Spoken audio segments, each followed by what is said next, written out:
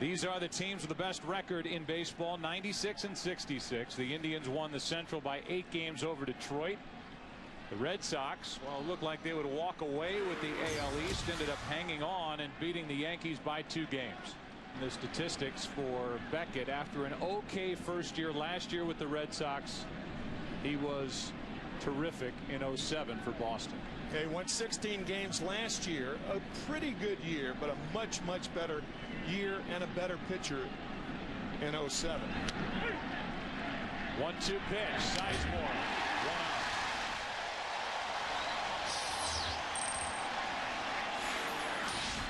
So 2 fastballs to curveball and finishes off Sizemore with the fastball, a foul tip into the mitt of Veritek. Still power, but more finesse, as we said, and at 27 years old, already with the reputation of a big game pitcher. Weak swing on a curveball, 2 out.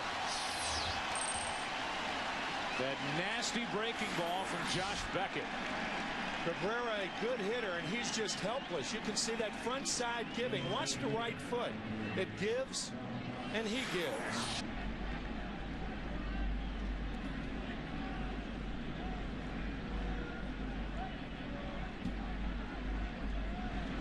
That is hit in the air to right. Hafner got under it, but it's carrying at the track, at the wall. 1-0. Indians on top. Home run, Travis Hafner. And Cleveland jumps out in front here in the first inning on Hafner's 2nd home run of this postseason. Joe, you were talking about it in the opening game comments, how the wind is blowing out to right field.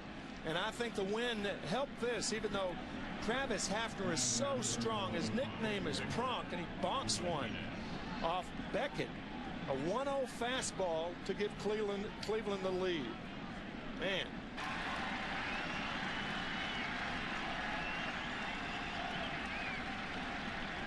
Another 2-2 is on the inside corner. So in the inning, Beckett strikes out the side, but all he'll be thinking about when he goes to take a seat in the dugout is that. Home run. Travis Hafner. 1-0 Cleveland after a half. Hi, I'm Terry Francona, manager of the Boston Red Sox. Welcome to the ALCS on Fox. Here's our lineup that we're going to send out there against Cleveland tonight. Dustin Pedroia will be our leadoff hitter playing second base. Kevin Youkilis hits second at first base. Big Papi, David Ortiz, DHing. Manny Ramirez playing left field. Mike Lowell's our third baseman hitting 5th. Bobby Kilty's the right fielder tonight hitting 6th. Jason Veritek, our captain, catching hitting 7th. Coco Crisp, our center fielder, hitting 8th. And Julio Lugo, the shortstop, hitting 9th. Enjoy the game. Sabathia, a 19-game winner and a guy who gave his team 241 innings. This Red Sox attack as a group, Boston hit 279, 5th best average in the AL. That's up the middle, and somehow it found Sabathia's glove. Whoa. Dustin Pedroia hit it back to Sabathia harder than Sabathia threw it to Pedroia. A rocket. You could see Sabathia taking his time and steadying himself after a shot like that. Here's a guy 5'7" who hits a rocket back to a guy 6'7" who weighs 290 until he swings. And that makes contact with a baseball up the middle to the left of Johnny Peralta. 1 on, 1 out. And Sabathia will deal with this combination of Ortiz and Ramirez, and there their numbers combined against the Angels compared to 218. We talked about separating the two. If Ortiz hits it to a double play, then Ramirez leads off the second. Up the middle, base hit. Youkilis holds at second, 2 on for Manny Ramirez. Boy, that is terrific hitting by Ortiz. You can see Peralta on the left side of second base. The ball's hit to the right side of second base, and Johnny can't get to it. On any other center fielder in the American League. Youkilis tries to go to third, but not Grady Sizemore.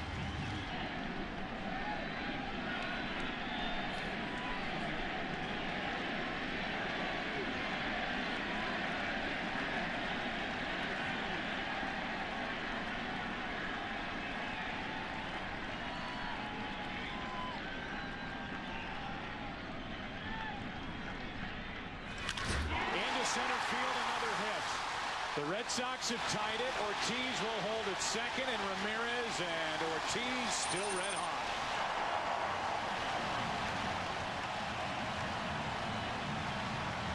We talked about separating Ortiz and Ramirez, and immediately they didn't do it. Paid dividends. The fastball, first fastball for a ball, the second one for a strike. Now he tries to come inside to Ramirez, and those quick hands by Manny ties the ball game up. And Ramirez is out there waving to his teammates in the dugout. I mean, he's a beauty. He's listening to his own music over at first base, but a guy that missed 24 games with a strained oblique. But when the lights shine the brightest, he knows what to do.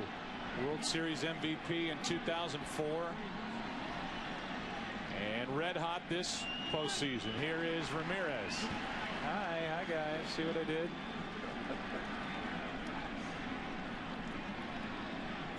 Man who was born to hit. But doesn't just fall into it. Really works at the art of hitting and studies it. Yep. I tell you, he works as hard or harder than anybody. Talking to Louis Alicea, first base coach with the Indians from '93 to 2000. And where he developed the whole Manny being Manny reputation. And look at the numbers. Scary, aren't they? They are so identical. Same average. Home runs, not that far apart. RBIs, almost identical.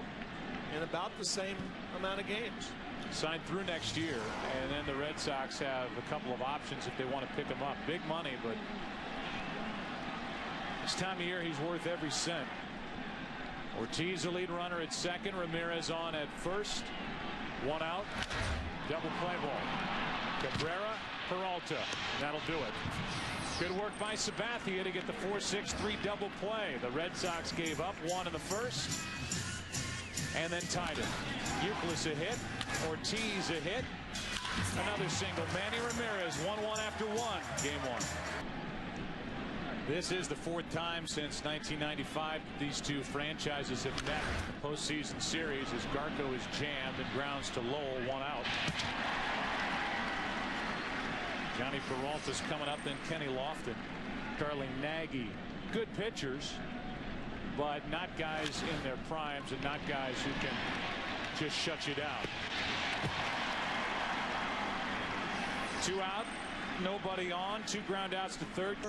Joe Torre, attention George Steinbrenner, received 2 votes, and Francona and Buddy Bell, the outgoing manager of the Kansas City Royals, 1 each. The Baseball Writers Award will be announced in November.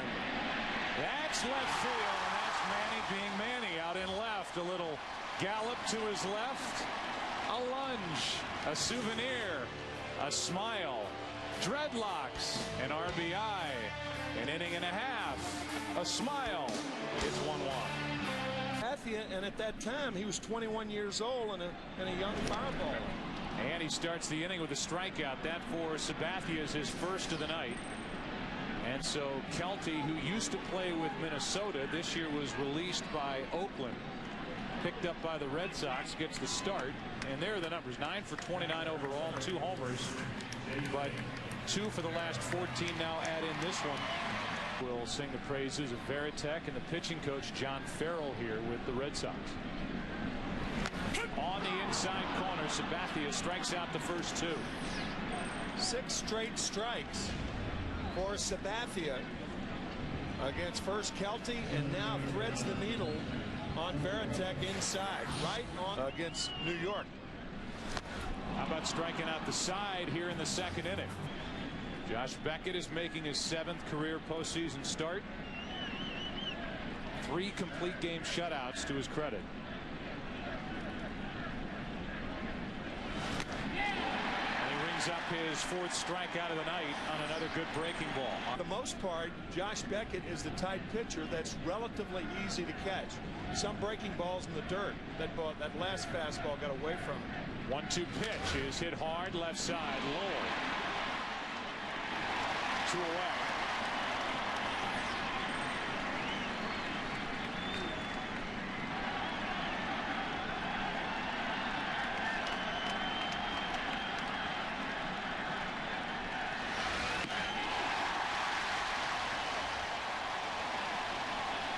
Five strikeouts for Beckett.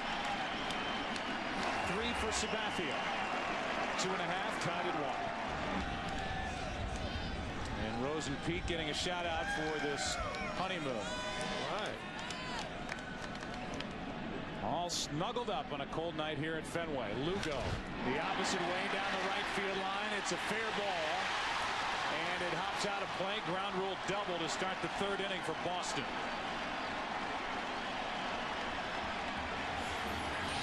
Anytime a ball hops over that part of the fence, it's a break for the defense, because right field at Fenway Park is treacherous because of that area right in there. If that ball hugs the wall and crawls around into the position, it's more than a double. It's a big center field. Pedroia pushes a bunt to the right side. Over to 3rd is Lugo. 1 out.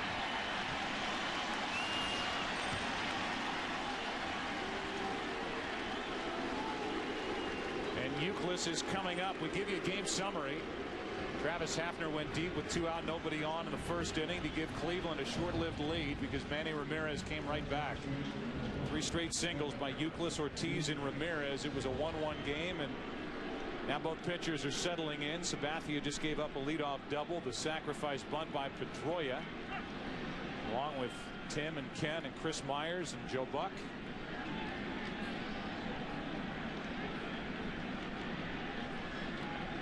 Sabathia on 3-0, deals high, and ball 4 will put runners at the corners. First walk by CC Sabathia. And here comes David Ortiz. What he's done in the postseason. Papa loves mambo. Mama loves mambo. Look at him sway with it, get so gay with it, shot no lay with it. Wow. And he is drilled to load him up. Trying to come inside to David Ortiz to make that outside corner fertile and to open up that outside corner. And the ball runs in and hits Ortiz. It appears that it hit him mid-torso and appears to be all right. He said something to crack up Terry Francona. It got some of his chest or abdomen, but it got a lot of jersey hanging over the plate as well. Got a lot of uniform, yeah. So the bases are loaded for Manny Ramirez. 20 career grand slams for Manny Ramirez. Second only to Lou Gehrig.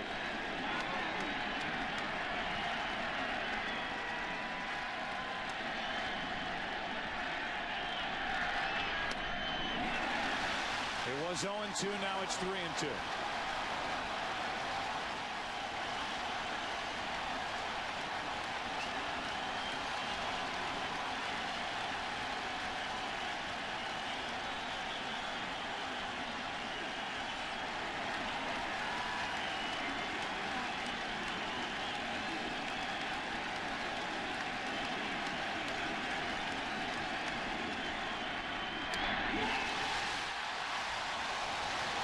Boston on a bases loaded walk to Manny Ramirez. Even with 2 strikes, fighting back and driving in a run with a bases loaded walk. The fastball, a bad pitch. So Ramirez in the hole, 0-2. Got him right. 2 breaking balls miss. The 2-2 fastball is low, and the 3-2 breaking ball or cutter is low. And Manny Ramirez, I mean, with most power hitters, you get 0-2 and you know he's going to go after at least 1 in the dirt. Not so with Manny Ramirez. One of the things you want to do as a hitter is to wait and hope your hands are quick enough to hammer it. Into right field, tough play. To his right, Gutierrez. Touched it, it hops out of play. 2 more runs are going to score.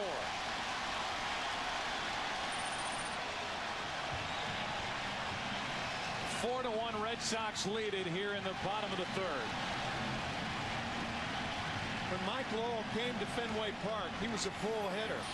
In the last 2 years, he has learned to go the other way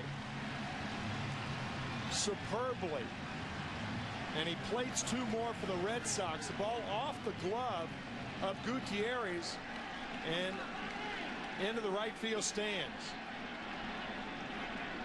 Just got the webbing of the glove on it, and it went in the stands for a double. Fine hitting by Lowell. Now the Indians are going to walk Kelty. That's not the case at all. Slow hopper, third base side, only 1 play. 2 out, a run scores. 5-1 here in the 3rd inning on a ground out by Veritek.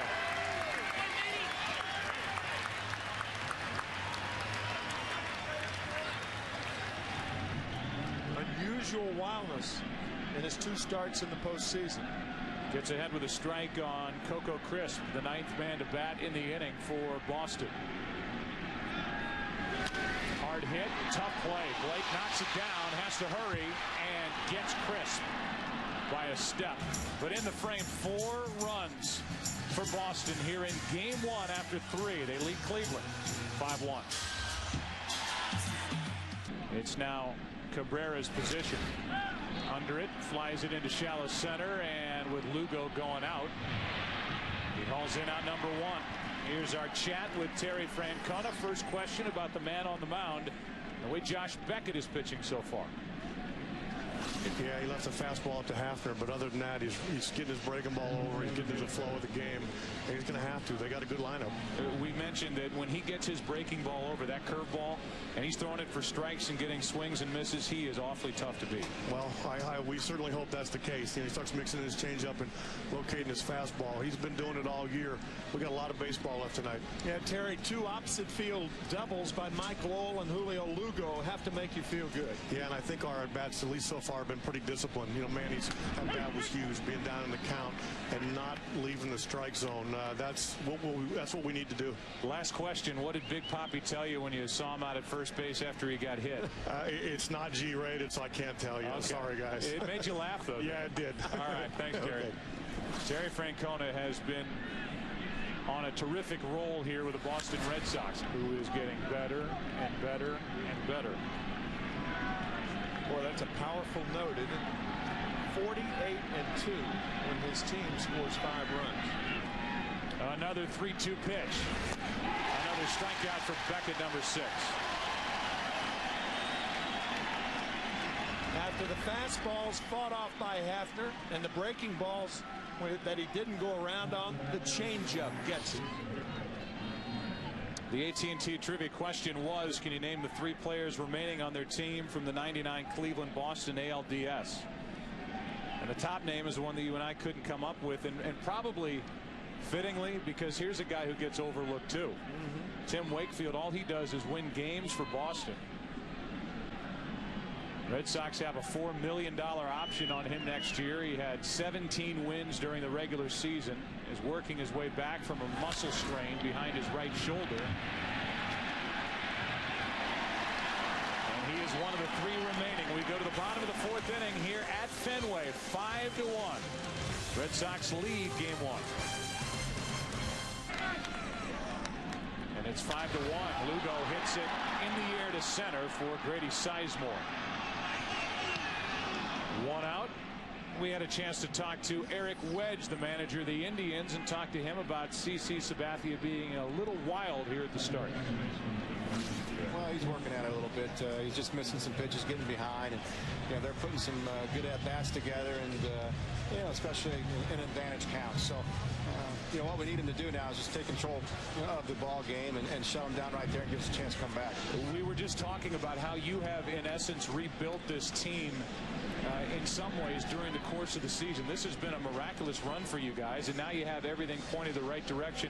Take tonight out of the equation a little bit. You have to be happy with the way things all came together at the end of the year. Well, you know what? We still have a long way to go tonight, but I think our guys have been pretty consistent all year. And as you mentioned, we've kind of evolved as a ball club, as the years worn on. And but they've done a great job of sticking together and going out there and playing it the way it's supposed to be played. So hopefully, we'll still have something left to come back with them at tonight. Yeah, I was going to say, I know one thing, and it's probably cliche, but I know you believe your team's not going to roll over and play dead tonight down 5-1. No, they've never done it, and they won't do it tonight. All right, Eric, thanks for your time. Thank you. Got into 9 games, then came back to Boston. Right at Casey Blake, and the first 2 are retired here in the 4th inning. Little chilly. Feels like the mid-40s, temperature in the low 50s. It is windy. Feels like New England in October. With 2 out, Euclid gets under it, flies it into right. Easy for Gutierrez. Back a few. The wind carried that ball a little deeper than Gutierrez expected. And a look from out in right field up above. We go to the 5th. 5-1 Boston. Back after this from your local Fox station.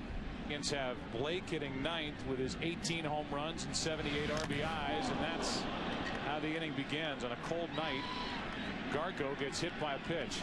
Garco hit 20 times during the season. That was an Indian club record. Beckett trying to come inside to Ryan. Hits him on the left arm. It also grazed the catcher's mask of Jason Varitek.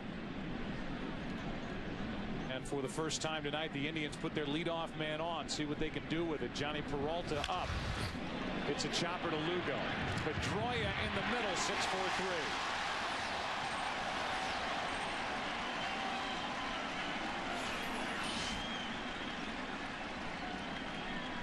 6-4-3. Easy play for Lugo and a nice turn by Pedroia.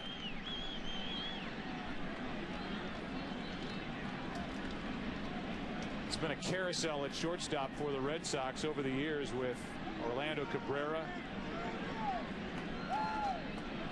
Then it was Edgar Renteria, Alex Gonzalez last year. They decided to go for more offense by signing Lugo.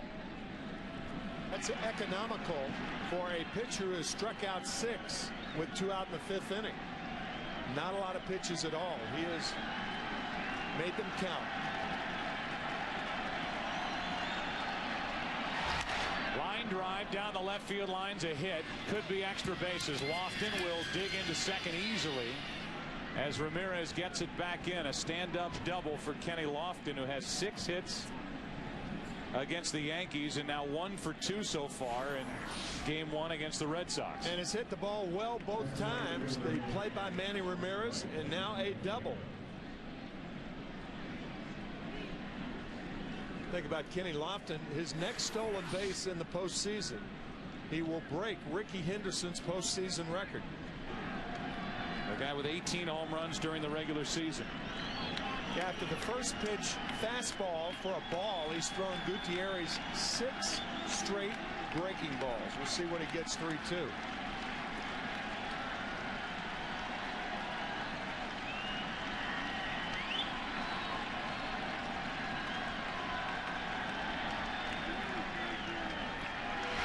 On the inside corner, another curveball.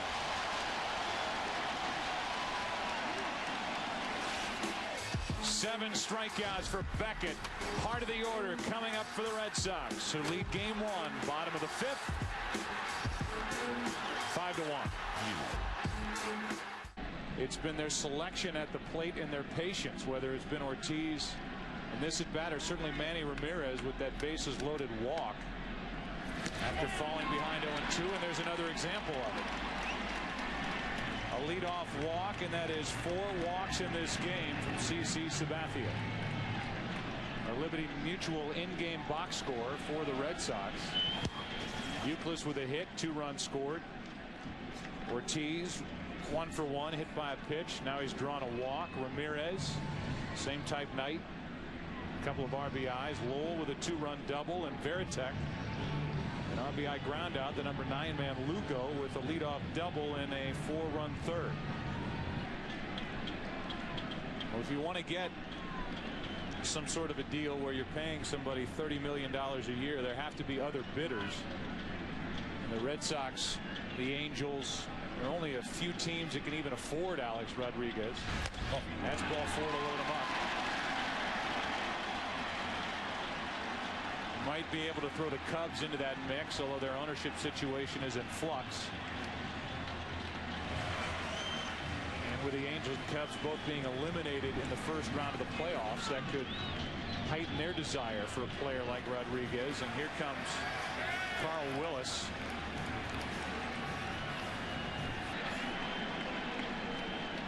Ortiz at third, Ramirez at second, Lowell at first with nobody out.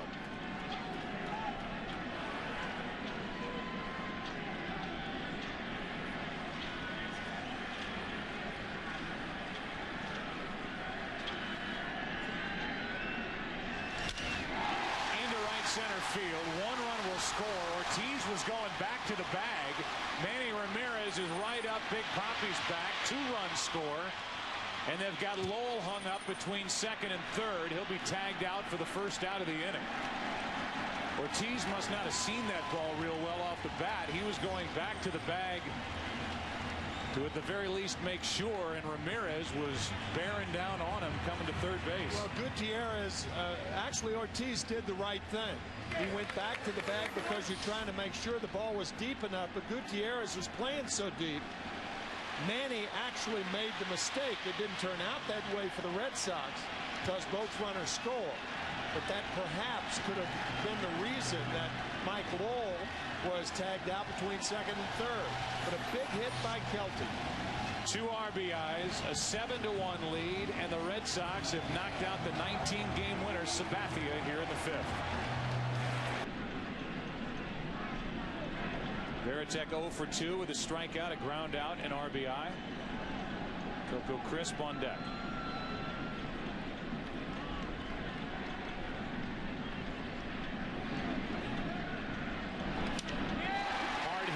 Center field, down for a base hit. Kelty will score easily. Veritek digging hard for a double, and he has it.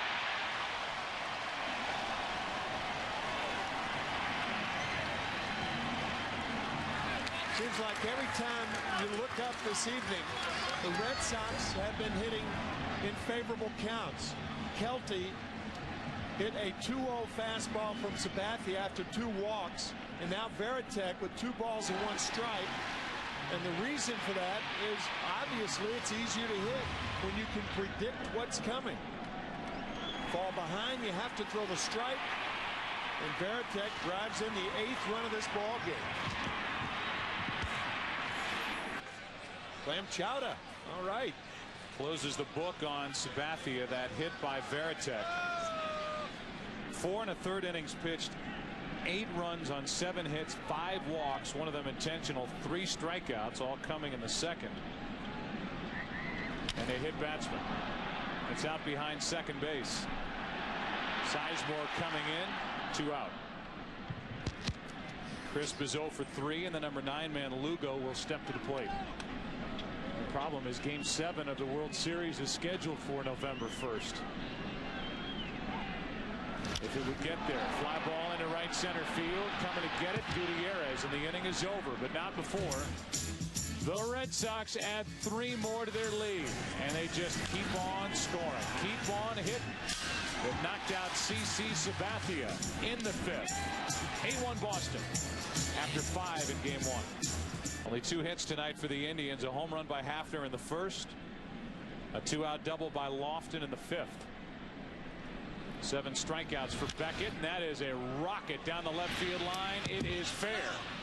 Casey Blake will dig for 2 and make it easily with a leadoff double here in the 6th inning. Not every pitch that is hit hard was a hanger. They hit big league hitters hit good pitches hard too, but that was a hanger.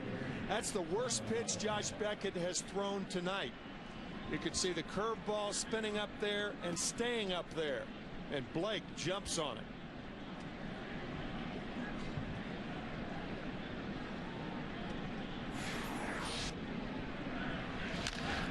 To the left side for Lowell, gets the high hop and takes care of out number one. 1-on-1 out here in the 6th inning. The opposite way, Ramirez back on the track. Cabrera took off and has to scamper back to first base.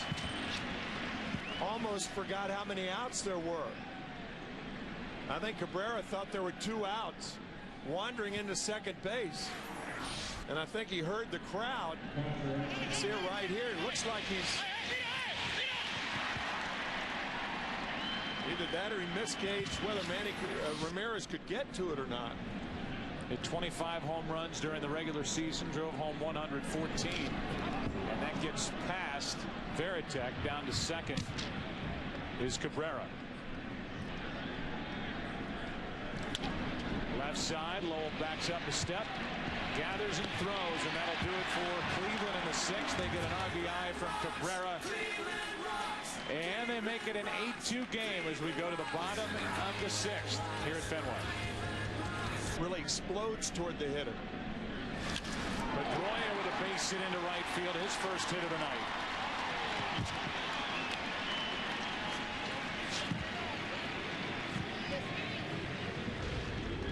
Here's that motion we were talking about. A lot of arms and legs.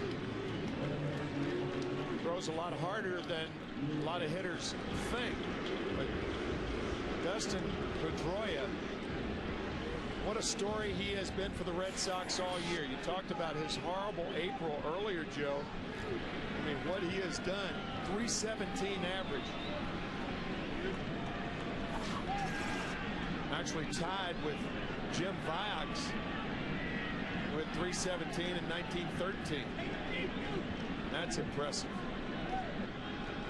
As the Big Red Machine beat the Red Sox, but what a series that was.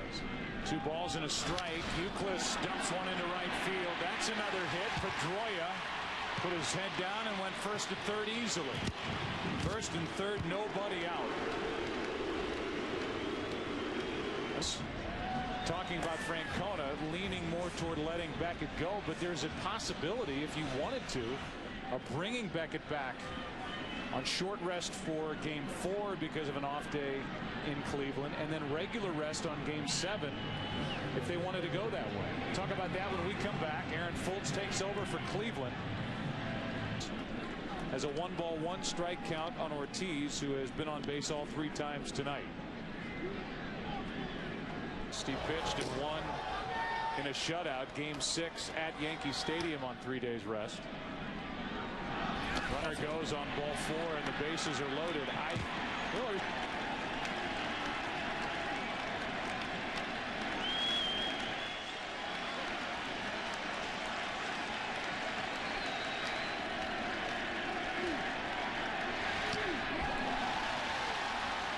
For the second time in this game, the count was 0-2 with the bases loaded on Manny Ramirez, and he worked a walk to force home a run and make it 9-2 here in the 6th inning.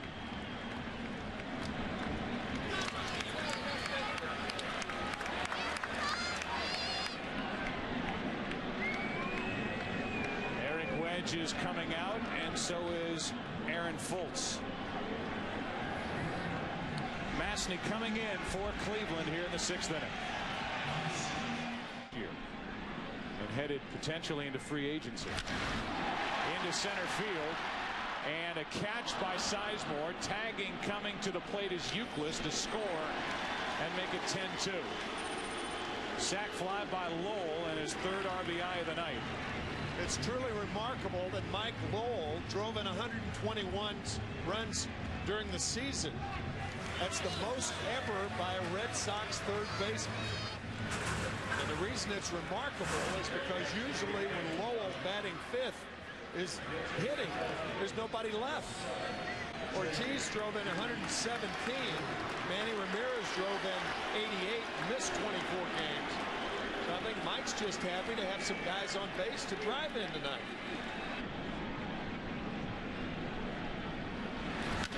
Drew skies drills one into center field. That's out number 2. Our WebMD injury report as we play here in the 6th inning of game 1, a 10-2 Boston lead. We look at Tim Wakefield, the shoulder. He's had inflammation behind his right shoulder. He was not on the active roster for the division series against the Angels. He has been added in place of Kevin Cash, a third catcher.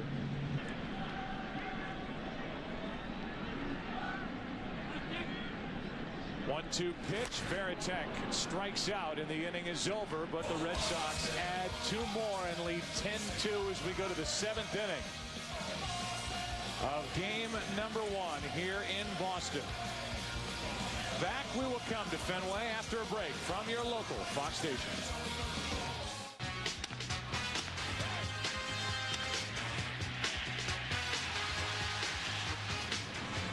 A little back for Josh Beckett, and Josh ends up going 6 innings, allowing 2 runs, 4 hits, struck out 7, walked none. Home run allowed, a wild pitch. Through 80 pitches, J.D. Drew takes over in right. And Mike Timlin is now in the middle of the action on the mound as we start the 7th inning. 10-2 Boston leading game 1. Next month, Matsuzaka, first year coming over from Japan. They want those guys as rested as possible.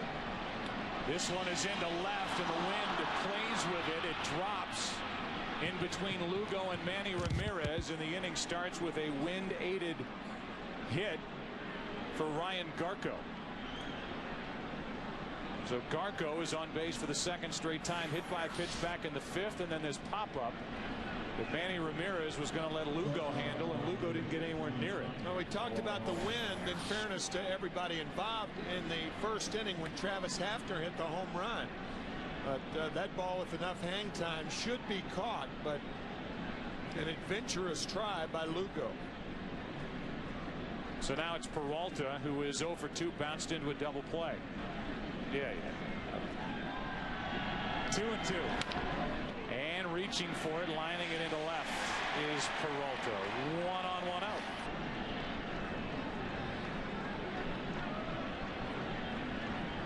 Timlin's 1-2. Lofton strikes out. 2 away in the inning. And that's the 8th strikeout tonight, the Cleveland hitter. Ball out of the strike zone, and Lofton does not look good. You rarely see a guy with a great balanced swing like Lofton look that poorly on a 2-strike pitch.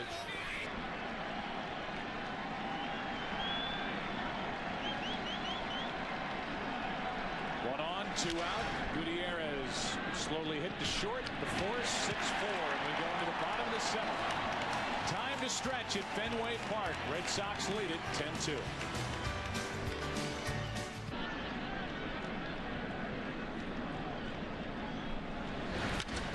Left side, base hit to the right of Casey Blake, down the line, and an easy double for Coco Crisp.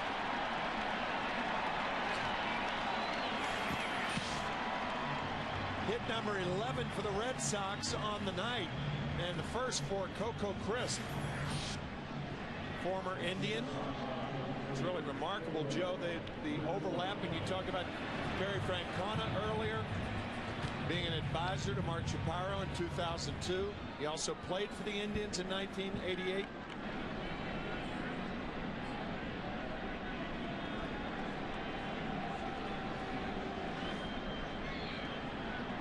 Lugo waits for a 2-1 pitch. And a little flare out behind second. Cabrera out to get it. 1 on, 1 out. 1-2 pitch. Strikeout for Masney, and out number 2 of the inning. Then that famous, in Boston at least, famous 5th game, when Pedro Martinez came off the disabled list, put on his spikes, and worked a remarkable end of the game for the Sox. Euclid flies out to center. The leadoff double wasted. 8th inning of game 1 rolls in. 10-2 Red Sox on top. Schilling has been a big game pitcher for a long, long time. Andy Del Carmen on the left. Joe Borowski on the right. Game 4 And then to see Borowski on the mound at the end of the night was nice to see for Cleveland. Here's another extra base hit for Casey Blake, his second double of the night. That's how the 8th inning begins, with a double off the bat of Casey Blake off of Javier Lopez. Home crowd happy tonight.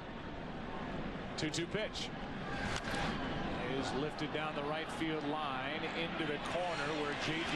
Drew is there to make the catch. Tagging going to third is Blake with one out. That's a good job on a very, very tough play against the wall.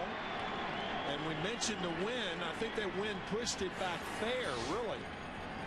J.D. Drew stays with it and makes a fine play. Ball could have been out had he not caught the ball. Close. Then got some coffee down his neck.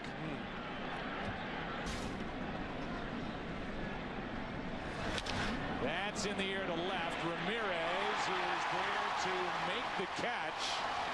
Tagging and scoring is Casey Blake. 2 out in the inning.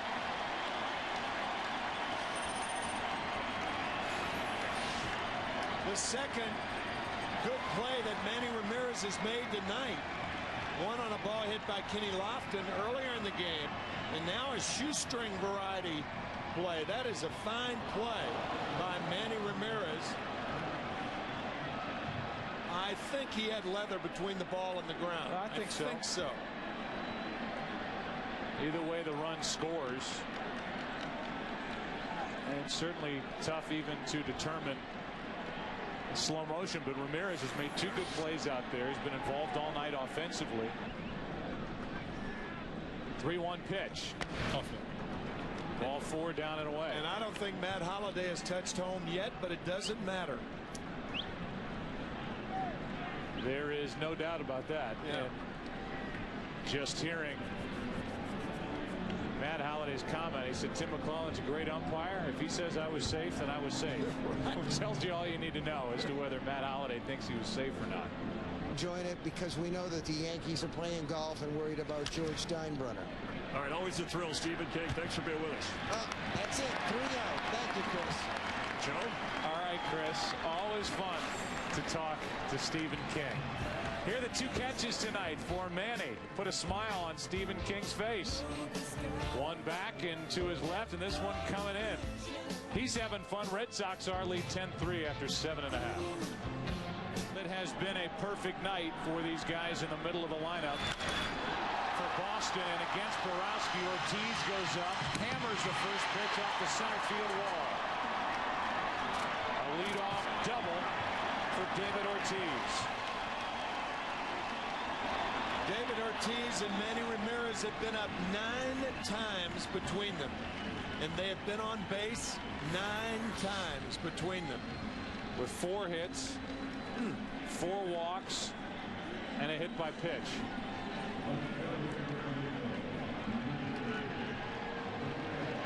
That's the thing about David Ortiz. You do not see him try to pull the ball outside part of the plate, going with it. Tremendous power the other way.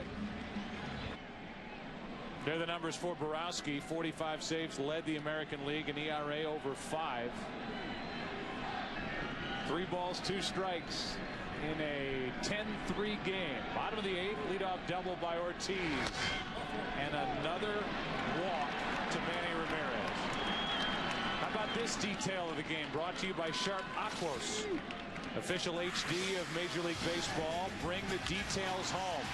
10 times to the plate for the 3-4 combo of Ortiz and Ramirez, and 10 times they've been on base.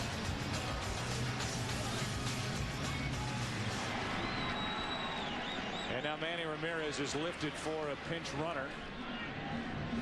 Jacoby Ellsbury takes over at first. Both walked in the 6th. Now Lowell hits one into left field. Lofton back. Nice play. Ortiz ranged far off the bag at second, but is able to get back. And Lowell flies to left, 1 out.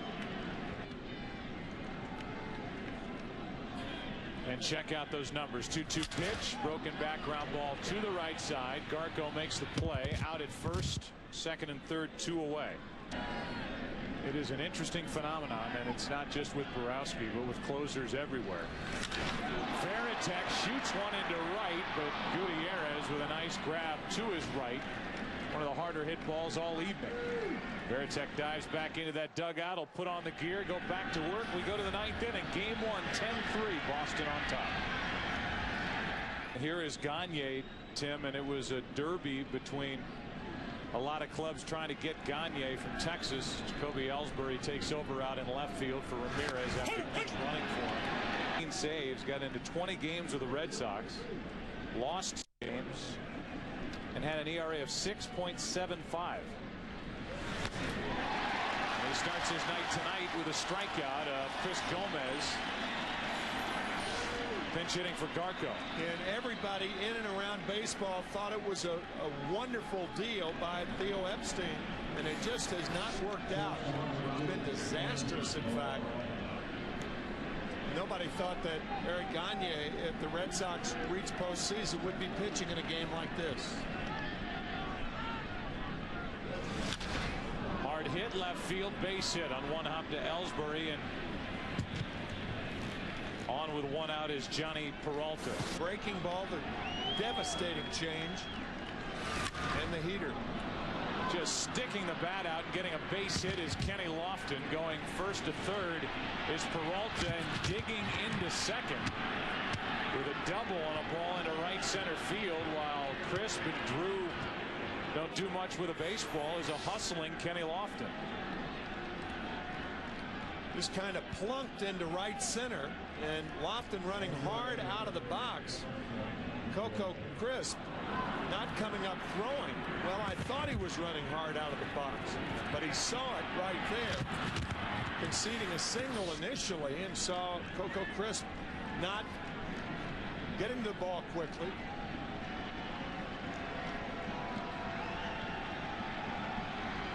Three-two pitch, 2 out. Gutierrez chased one up. 94-mile-an-hour fastball, 2 out. That's the third time Gutierrez has struck out tonight, and he did indeed chase ball 4.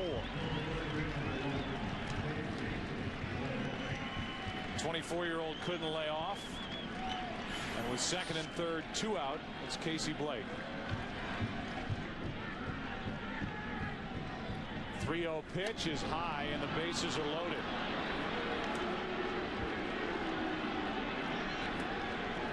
Back to the top of the order, and with John Farrell coming out, Grady Sizemore, the left-handed hitting center fielder, is coming up, and Okajima's in the bullpen if they want to go that way. This will be the 25th pitch of this 9th inning for Gagne. Looks to me like his arm's bothering him a lot. He says no, but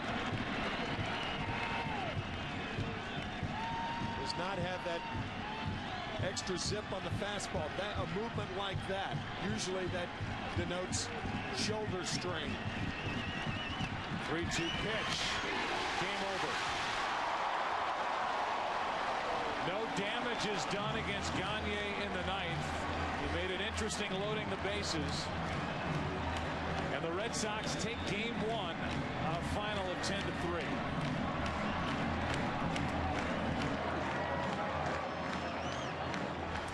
I'm sure a lot more uncomfortable in the end for Terry Francona than he suspected. So the Red Sox win it behind the pitching of Josh Beckett. And that lethal 3-4 combination of David Ortiz and Manny Ramirez. 2 perfect nights at the plate. 10 plate appearances, 10 times that duo reached base. There is the DH, Manny Ramirez. Shirt untucked. And the Red Sox are up 1-0 in this best-of-7 ALCS.